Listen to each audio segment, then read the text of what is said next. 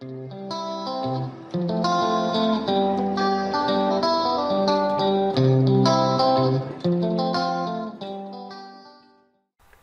alaikum chers élèves de la première année bac sciences économiques et de gestion, ravi de vous retrouver et merci de me recevoir chez vous. Alors je profite de l'occasion pour vous souhaiter Ramadan Karim وبشركم مبروكة بالصحة والسلامة إن شاء الله وبما تمنيتوا بالتوفيق يا ربي يا كريم. Donc pour cette séance, on va traiter automatiquement le dernier chapitre de la deuxième partie qui se rapporte à l'organisation du travail au sein de l'entreprise et qui se rapporte à la partie gestion du temps.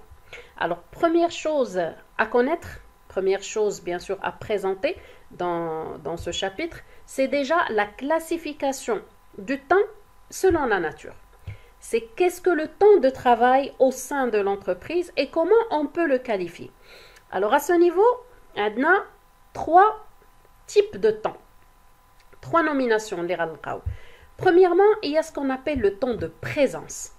Le temps de présence au sein de l'entreprise. يعني الوقت اللي كنكونوا حاضرين فيه en tant qu'employé au sein de l'entreprise, يعني من l'entrée jusqu'à la sortie du travail.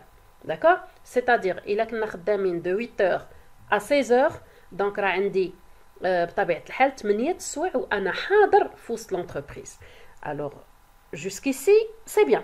ولكن واش في هاد لي 8 heures اللي راني حاضر فيها في وسط l'entreprise واش خدمتها كامله؟ Est-ce que j'étais vraiment et réellement productif tout au long des 8 heures?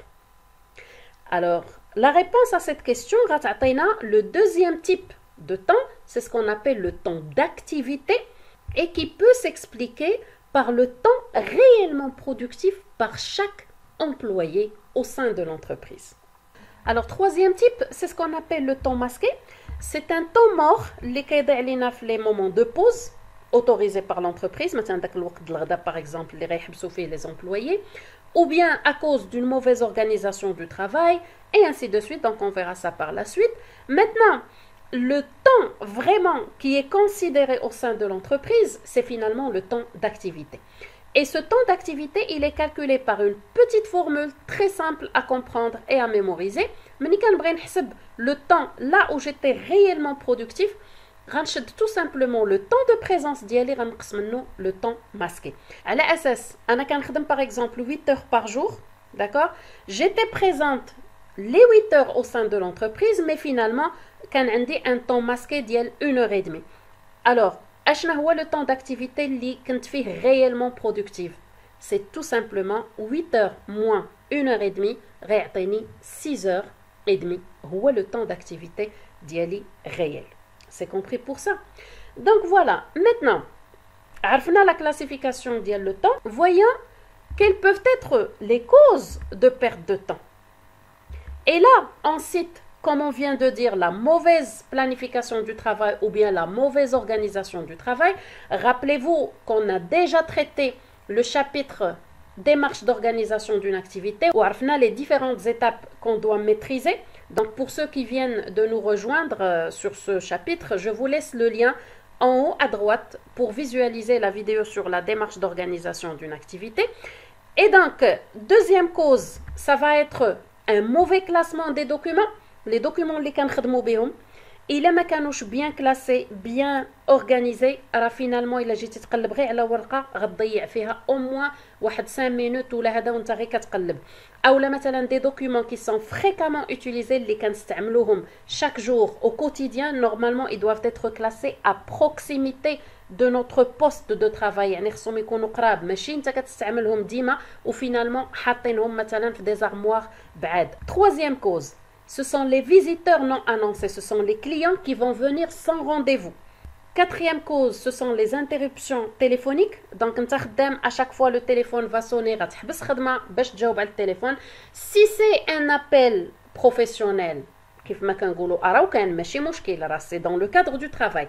Mais ce qui fait perdre du temps considérablement, c'est vraiment les appels téléphoniques personnels. D'accord? Finalement. Et puis, on parle aussi du temps d'attente, encore un temps masqué, un temps mort. D'accord? Donc voilà, bien sûr, la liste, elle n'est pas exhaustive, il y a d'autres raisons qui peuvent faire perdre du temps au sein de l'entreprise ou hors de l'entreprise, mais finalement, on a des exemples pour avoir d'autres idées. Donc, ceci dit, il faut parler également de ce qu'on appelle les contraintes liées à la gestion du temps, qui peuvent être internes ou externes. Alors, les contraintes internes à l'entreprise, ou bien sûr, ملي كنقولوا contraintes راهم تحديات اللي غيتفرضوا عليك bien sûr في الخدمة. Au niveau interne, on dit déjà la nature de l'activité parce que toute entreprise va gérer son temps et organiser son travail selon la nature de l'activité. على حسب نوعية العمل المزاول داخل المقاولة. Cette gestion sera faite selon l'horaire du travail. واش راه un horaire normal يعني 8 ل 12 6 أو لا c'est un horaire continu 8 ل 4 par exemple. Aussi, on parle du rythme du travail, يعني وتيرة العمل المتداولة داخل المقاولة, et ainsi de suite. Au niveau externe, on parle de contraintes nationales et contraintes étrangères, parce que هنا كنوليو كنهضروا على les relations externes avec les partenaires ديال l'entreprise. Au niveau national, donc, il faut prendre en considération l'horaire ديال les partenaires. Est-ce qu'il est adapté à notre horaire ou pas. Donc واش كاين توافق ما بين مواقيت العمل ديالنا وديال لي بارتنير اللي راحنا كنتعاملوا معاهم. Et au niveau contraintes étrangères, on reprend également le côté horaire, mais cette fois-ci غيولي عندنا مشكل ديال le décalage horaire parce que كنتعاملوا مع des pays étrangers اللي peut-être حنا فايتينهم في الوقت ولا هما اللي فايتيننا. دونك داك لو ديكالاج ديال بيناتنا ساعه ou la ناقصين بساعة ou بساعتين ou ب 5 heures. Donc هنا il faut prendre en considération le décalage horaire, surtout في les appels téléphoniques. D'accord. مثلا حنا عندنا 12 النهار, هما باغ اكزومبل راه يلاه عندهم 7 الصباح ولا 6 الصباح. كيف فيه هاد الناس مثلا في لي زيتازوني ولا في لو كندا راه باقيين كاع ما فاقوا. انت راه ديجا كتعيط باغي تهضر على الخدمه اوتوماتيكمون ما غيجاوبك حد. دونك هنا il faut prendre en considération هاد les horaires. Deux, au niveau des déplacements et au niveau des rendez-vous que je vais prendre avec des partenaires, il faut prendre en considération les jours fériés. D'accord. حنا خدامين هما عندهم عطلة et vice versa. هما مثلا خدامين حنا راه عندنا مثلا عطل ديال أعياد وطنية ولا دينية et ainsi de suite. Donc كاين شي حوايج اللي vraiment il faut les prendre en considération في la gestion du temps, que ça soit au niveau du travail interne à l'entreprise ou bien dans les relations de l'entreprise externe avec ses partenaires. Et je rappelle que ce soit au niveau national ou là au niveau international. Alors maintenant, il importe de présenter ce qu'on appelle les 5 étapes de la gestion du temps. Et pour parler de ces 5 étapes, je vais vous présenter une méthode de gestion du temps qui s'appelle la méthode NERAC. Cette méthode, elle est constituée de 5 étapes. Et chaque étape, elle est représentée par une initiale, c'est-à-dire qui compose le sigle de la nomination. NERAC, c'est N d'abord pour noter les activités, c'est-à-dire première étape dans la gestion du temps, c'est de noter toutes les activités et toutes les tâches que je dois accomplir en définissant clairement les objectifs. يعني كاع داكشي اللي عندي خصني ندير خصني نكتبو. ما غنبقاش انا غير كنقول مع راسي خصني ندير هادي خصني ندير هادي parce que là je risque d'oublier. Alors la meilleure façon c'est de tout noter.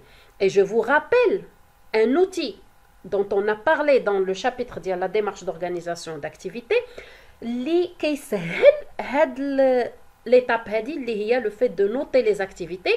L'outil, c'est ce qu'on a appelé la checklist. J'espère que vous avez compris. C'est la liste qui a des cases à cocher.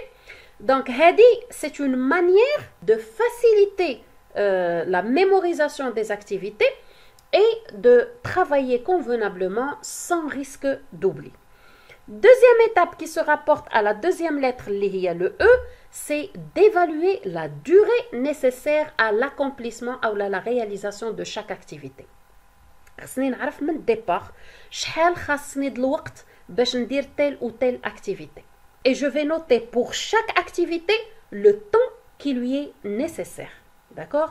Troisième étape qui se rapporte à la lettre R, c'est de réserver du temps pour les imprévus. C'est-à-dire ما عمرك ما تحط الوقت ديالك en bloc تسدو de A à Z. D'accord?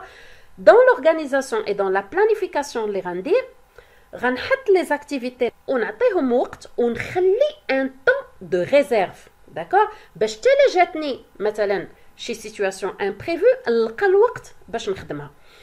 Alors, quatrième étape, donc quatrième astuce qui se rapporte à la lettre A, c'est d'arbitrer les activités par priorité. المهم غنهضر على la partie الأولى عاد نهضر على délégué.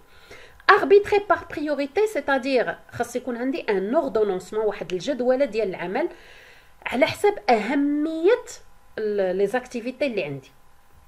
Selon l'importance et selon l'urgence de l'activité également. واش l'activité مهمة واش راها مستعجلة. دونك إلا كانت مستعجلة غنسبقها هي الأولى. كانت مهمة وغير مستعجلة غنسبق اللي هي urgente ونخلي الأخرى pour après. تاني حاجة عندي l'action de déléguer l'activité. C'est-à-dire, إلا كانت l'activité prioritaire mais non urgente ou أنا عندي شي حاجة مثلا de plus urgent اللي خصني نقضيه, automatiquement je peux confier l'activité الأخرى à quelqu'un d'autre, à un collègue par exemple. D'accord? Déléguer هي أنك تعطي l'activité تكلف واحد آخر أنه يديرها.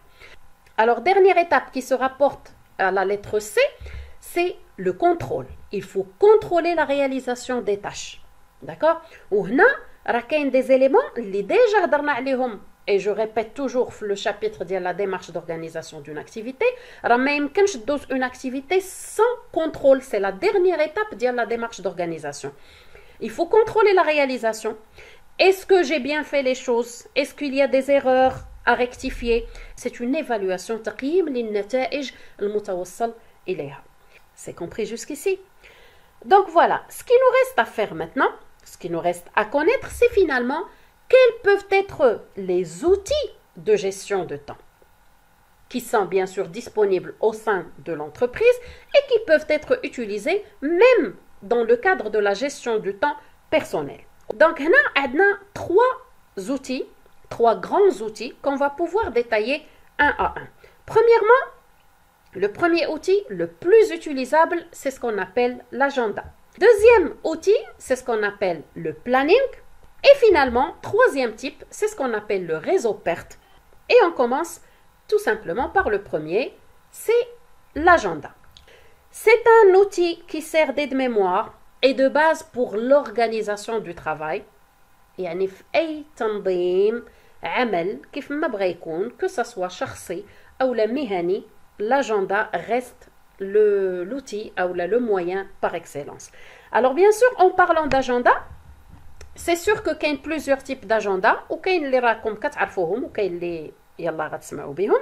Alors le premier type, c'est celui-là, donc je vais vous montrer des images, comme ça تبقى عندكم السمية relatif à une image X. Alors, هذا le modèle, c'est plutôt professionnel, يعني كيخدموا به généralement في الإدارات وفي les entreprises. C'est ce qu'on appelle l'agenda éphéméride. أو لا كيتسمى carrément un éphéméride. يعني عندك بحال agenda بالنهارات وبالشهورة فيه 365 jours, relatif 365 pages. Tani exemple, c'est ce qu'on appelle l'agenda papier, agenda عادي اللي كتعرفوا finalement كتقيد فيها مثلا des éléments à faire, des cours à réviser, ainsi de suite, d'accord? Troisièmement, عندنا ce qu'on appelle l'agenda rotatif. Alors, agenda rotatif هذا حتى هو il est professionnel, كاين غير في الإدارات.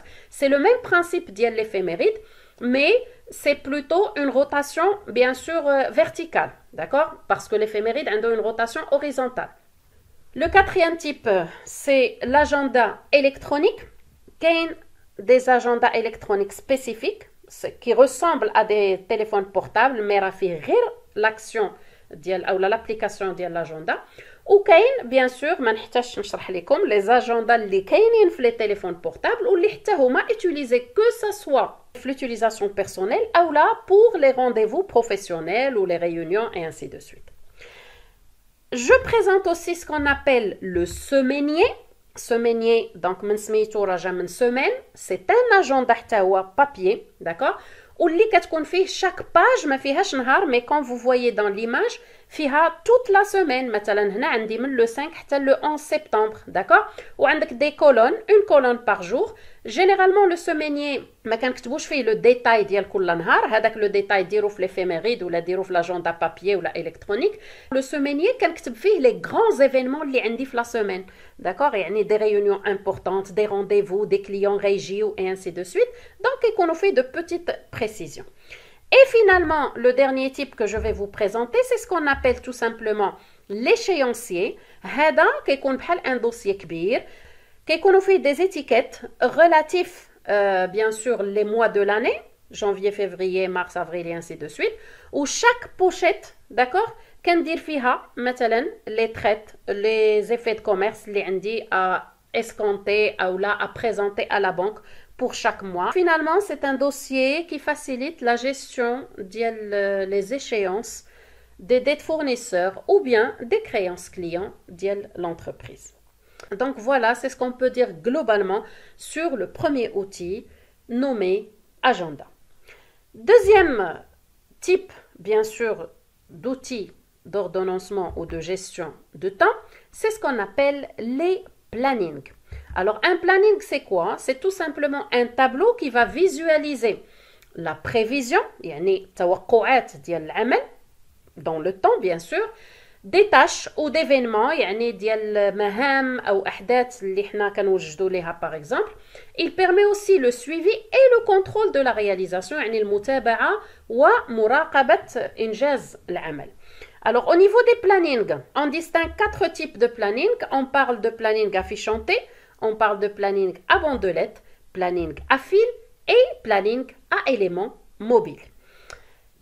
Présentation de chaque planning en images pour pouvoir comprendre un petit peu le principe de chacun. Alors, je commence par le planning affichanté. علاش تسمى affichanté? Parce que tout simplement كنستعملوا فيه des fiches qui ressemblent à la lettre T. داكشي علاش تعطاتهم هاد التسمية. Le matériel اللي كنخدموا به c'est un matériel métallique كيكونوا فيه des fonds يعني بحال الخويات اللي كيدخلوا فيهم دوك les fiches chantés. Généralement, le planning, il représente une situation à un moment donné, c'est-à-dire c'est un planning qu'on appelle planning statique, d'accord, c'est-à-dire qui ne change pas. Finalement, les exemples les كنستعملوهم في هاد les plannings affichantés, soit كنديروا فيه l'occupation des postes de travail ou là l'occupation de salles, d'accord. Donc automatiquement غندير emploi du temps اللي غادي نحط فيه مثلا كل كلاس فوقاش كتكون من 8 ل 10 شكون كيدخل، من 10 ل 12 شكون اللي غيخدم في هذه القاعه، من 2 ل 4 شكون et ainsi de suite, d'accord. Donc le meilleur exemple ديال le planning affichanté, c'est finalement les emplois du temps. Alors, deuxième type de planning, c'est ce qu'on appelle les plannings à bandelettes, tout simplement parce que on va utiliser des bandelettes en couleurs différentes. Le planning, il se présente comme suite. Généralement, c'est un planning dynamique avec échelle chronologique, c'est-à-dire c'est un planning dont les activités peuvent changer d'un temps à l'autre, ou كتكون فيه une échelle chronologique, l'axe des abscisses. Donc, je vais vous montrer un petit peu les choses. عندي هنايا l'axe des abscisses فيه l'échelle de temps, يعني une graduation par semaine, par jour, par mois, على حسب la situation que je dois présenter. وعندي هنايا في l'axe des abscisses مثلا les activités, je peux avoir les noms les employés, les noms de service et ainsi de suite. Alors le corps du planning, à l'intérieur du planning, généralement, هنا فين كندير les bandelettes. Remarquez que les bandelettes sont de tailles différentes, d'accord? علاش? Parce que la taille, elle représente la durée dans le temps.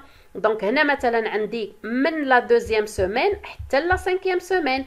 هنا par exemple عندي غير la première semaine, une partie de la première semaine et puis une petite partie de la deuxième semaine.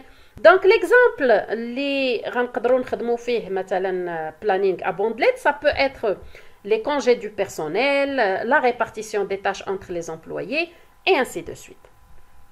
Donc troisième type de planning, c'est ce qu'on appelle un planning à fil.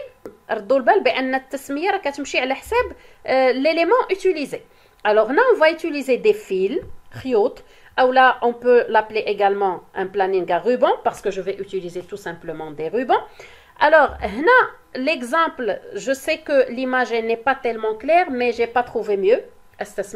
Donc, remarquez, le fil, il est étiré selon, bien sûr, l'élément à représenter. D'accord? Là, le planning, il va visualiser soit une durée, soit une quantité. على أساس كانت une durée dans le temps, donc la longueur du fil ou du ruban, elle visualise la durée de l'activité. Ou il a une quantité, ça peut être par exemple une fiche de gestion de stock, le suivi de le chiffre d'affaires, le suivi de la durée d'un projet et ainsi de suite. Dernier type de planning, c'est ce qu'on appelle le planning à éléments mobiles. Alors toujours la nomination, elle dépend de l'outil utilisé. Donc, on a des éléments mobiles. Ce sont des éléments qui sont aimantés, c'est-à-dire بحال فيهم العيار من الجهة الأخرى. وكنستعملوهم في ان طابلو ميتاليك يعني بحال الشكل ديال مثلا طابلو بلون اللي عندكم في لاكلاس غير هو كيكون ميتاليك بيان سور ملي كتحط عليه ان ليمون موبيل كيلصق فيه. فوقاش غنستعمل هاد لو بلانينغ اي ليمون موبيل؟ غالبا ملي كتكون عندي دي زاكتيفيتي ريبيتيتيف سيتادير اللي غدار وغتعاود بحال مثلا لا جيستيون ديال لي كوموند لو سويفي مثلا ديال لونتروتيان ديال لي فييكول دو ترونسبور ديال لونتربريز اي انسي دو سويت. Donc voilà, rappelez-vous انه كاين 4 types de planning: planning à fiche hantée, planning à bandelette, planning à fil ou à ruban et finalement le planning à éléments mobiles. Alors il nous reste le dernier outil de gestion du temps, c'est ce qu'on appelle le réseau PERT. D'accord? PERT, c'est une abréviation, c'est un sigle encore une fois, اللي كيعني Program Evaluation and Review Technique. Alors par traduction française, on dira que c'est le programme d'évaluation et de révision technique, bien sûr, de n'importe quel projet, n'importe quelle activité. Alors ce réseau PERT, comme son nom l'indique, il se présente sous forme d'un schéma qui va permettre d'une part l'ordonnancement des tâches, donc الجدولة ديال المهام اللي غنخدموا عليها. Deuxièmement, il permet le contrôle de la progression d'un travail, c'est-à-dire il permet de suivre المتابعة ومراقبة تنفيذ العمل أو إنجاز العمل. Et puis, il nous permet de calculer la durée probable de réalisation d'un travail, c'est-à-dire كيعطينا même المدة المترقبة لإنجاز العمل. Alors, ce réseau PERT, puisque c'est un schéma, donc automatiquement, غنستعملوا فيه des symboles. Alors, je commence par l'étape. Alors, pour visualiser l'étape dans le schéma ديال le réseau PERT, كندير un cercle, كندير فيه un chiffre. D'accord? Donc, le cercle portant un chiffre ou là un numéro, هو اللي كيعطيني le début et la fin de chaque étape. Alors, pour visualiser une tâche, كنستعملوا tout simplement une flèche اللي كيكون فيها une lettre et un chiffre. La lettre كنعنيو بها la tâche et le chiffre كيعطينا la durée de la tâche. Alors maintenant, عرفنا بأن l'étape elle sera visualisée par un cercle et la tâche elle sera visualisée par une flèche. D'abord pour concevoir le schéma ou là le réseau PERT, هنا كنبداو نلاقيو le cercle مع la flèche, c'est-à-dire كتلاقى ليا l'étape مع la tâche. Premièrement, إلا كانت عندي des tâches séquentielles, يعني des tâches متابعين، غندير هادي عاد غندير هادي. Automatiquement, كندير un cercle pour visualiser le début ديال la tâche، كندير la flèche اللي كتعطيني la tâche proprement dite، وكنعاود ندير un cercle وكندير une deuxième tâche après. C'est-à-dire, chaque tâche كتكون بادية بun cercle وغتسالي بun cercle qui visualise le début et la fin de la tâche. أما ملي كيكونوا عندي des tâches parallèles هنا كندير le premier cercle pour visualiser le début de la tâche, le début du travail. كندير la tâche الأولى remarquez بأن la flèche ما بقاتش horizontale ولات un peu inclinée. علاش؟ parce que غندير la tâche الأولى غنحبسها بطبيعة الحال بun cercle à la fin. Je vais la nommer مثلا la tâche B على حساب la liste ديال les tâches اللي عندي. Et en même temps, je vais réaliser la deuxième tâche et je vais la nommer maintenant la tâche C. Donc la différence إلا رديتو البال ما بين le schéma الأول ou le schéma الثاني c'est que ملي كانوا عندي des tâches séquentielles حطيت les flèches وحده مور الأخرى على أساس أن ما غيمكن ليا نبدا هاد لا tâche حتى نكون كملت هادي. أما هنا مثلا بالنسبة لي tâches parallèles le moment اللي غنبدا فيه la tâche B je vais lancer également la tâche C, c'est-à-dire بجوجهم la tâche B et C seront réalisées parallèlement, c'est-à-dire بالتوازي في نفس الوقت. C'est compris pour ça? Alors maintenant, on passe à ce qu'on appelle la tâche fictive. La tâche fictive, déjà, C'est vrai, c'est une tâche, ولكن elle sera représentée différemment على les tâches الأخرين. علاش؟ parce que كنديروا فيها une tâche يعني une flèche plutôt discontinue يعني سهم متقطع. Ce qui signifie que la tâche fictive, elle peut être ignorée pour la réalisation de la tâche qui suit. C'est-à-dire بإمكاني ندوز لا tâche اللي موراها بلا ما نحتاج ندير هاد لا tâche. Alors كيبقى ليا آخر حاجة في le vocabulaire ديال le réseau perte حتى كنكمل لو شيما ديالي كامل عاد باش جو دوا تراسي اون فليش اللي كتشد ليا من لا tâche الأولى حتى لا tâche الأخرى. C'est-à-dire c'est une flèche qui sera tracée tout au long de la réalisation de l'activité, depuis la première tâche jusqu'à la dernière tâche. وهنا ملي كنطراسيو هاد لو chemin critique, automatiquement on peut calculer la durée globale de la réalisation ديال هاد l'activité en faisant le cumul, c'est-à-dire كنبقاو نجمعو la durée de chaque tâche, la tâche A ou la tâche B ou C et ainsi de suite, على حساب شحال عندي من tâche, et je vais calculer la durée totale pour la réalisation de l'activité. Donc voilà, sur ce, j'espère que je vous ai éclairé un petit peu sur le chapitre de la gestion du temps. Moi, je حاولت نعطيكم les grandes lignes, d'accord, parce que le temps presse et c'est la fin de l'année. Je crois que ça sera la dernière vidéo que je vais présenter sur le programme de la première année. Je suis désolée, mais je dois vous laisser pour cette année dans l'espoir de vous retrouver l'année prochaine, Inch'Allah. C'est parce que je dois préparer des vidéos, vos camarades de deuxième année bac, des vidéos de révision. Je les ai prévues à partir du mois de mai. Pour les élèves première année, tout au long de l'année, je vous remercie pour votre suivi. J'espère que je vous ai aidé un petit peu tout au long de cette année. Ou bien sûr, je vous retrouve l'année prochaine dans le programme deuxième année bac. Les غتلقاوه راه موجود bien sûr في la chaîne, quelle que soit l'orientation اللي غديروا, كي مشيتو sciences économiques ou مشيتو sciences de gestion comptable, le programme راه كاين في la chaîne. Sur ce, je vous dis bon courage pour l'examen bien sûr régional. نتمنى لكم التوفيق إن شاء الله. Je reste à votre entière disposition pour toute question, bien sûr, concernant le programme. J'espère que le contenu de toute l'année vous a été bénéfique. Je vous dis bonne chance et je vous retrouve l'année prochaine, Inch'Allah. D'ici là, Allahumma yassir, dumtum fi ri'ayati Allah wa ila al-liqa.